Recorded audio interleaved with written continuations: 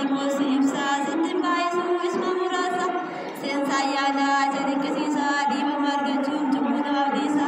isa jedhu sanaan si barsiisa ani yoo sitti mee naaf illee bayeessa ani yoo sitti mee naaf illee bayeessa. Immoo gaariidhaan kanan barbaada ani somaamina godhe yaada sirraa fudhadhee ta'an simiidhaa kan gogu dandeetaan tuulan jijjiiradha mee waa'ee dhiifamaa meelatti mi maal faadha yaa godheetti koo kun argumaadha yaa godheetti koo kun argumaadha.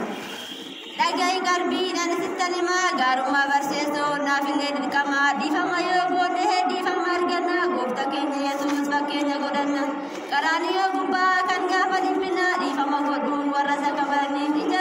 isaa iddoo warratti ashafaniif kanaan hin dhaabbanne warra fannisaniif waan godhan hin beekan jedhee gaddeebinis kana qofaa miti qalbii sirriitti kan biraas jiruu laala Istifaanos dhagaa gurrachuun isa rukutanis waan godhan hin beekan jedhee gaddeebinis sirriitti hubadhaa dhiifama yoo goottisi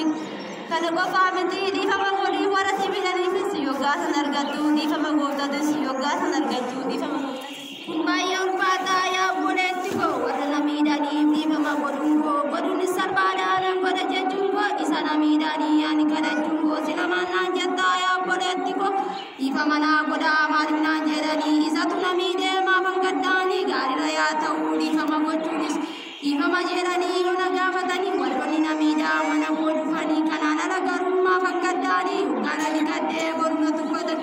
namoonni biroollee kanaan na goosanii yaa obboleetti koo maalan godhaanii yaa obboleetti koo maalan godhaanii. Yaa obboleetti koo ammallee siin galee mee takkaasitti maa caqasi ammallee addaan hundura Waaqayyoon kan miidhe Iyyasuus Kiristoos dhiifama isaa godhee badii Addaamitiin Kiristoos gad bu'e dhiifama isaa godhuuf cubbuu Addaamiif du'e gaafa fadhisaan kanumaan raawwate warri fadhisaan dhiifama warra fadhisaniif dhiifama kadhate kanumaan raawwate waaqummaan yoo jette yaadadhu Istifaanos yoo hubachuu baatte innillee namummaa afaan akka kee baate Neemiyaa Giyoorgis yaadatte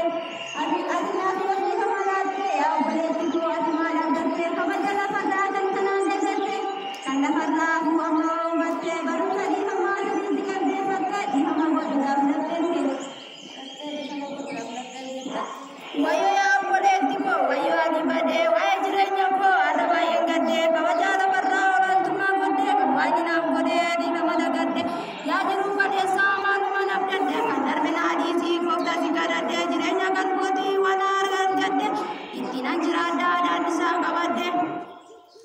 akkan hin kumneetii waaqayyo abdadde ayyaana kanarraa dhiifaman gaafadde kan na miidhe hundaa dhiifaman godhee fi warra isaa miidhee dhiifama gaafadde dhiifama naa godhaa kunoo jilbiinfadde inni goofta keenya nuuf dhiifama godhee waa'ee dhiifamaa fi isarraa baradde dhiifama naa godhaa maaloo isin gadde dhiifama naa godhaa maaloo isin gadde. Kakaasee kan nu jalqabsiisee kan nu xumursiisee maqaa Waaqayyoo ulfaatanii kan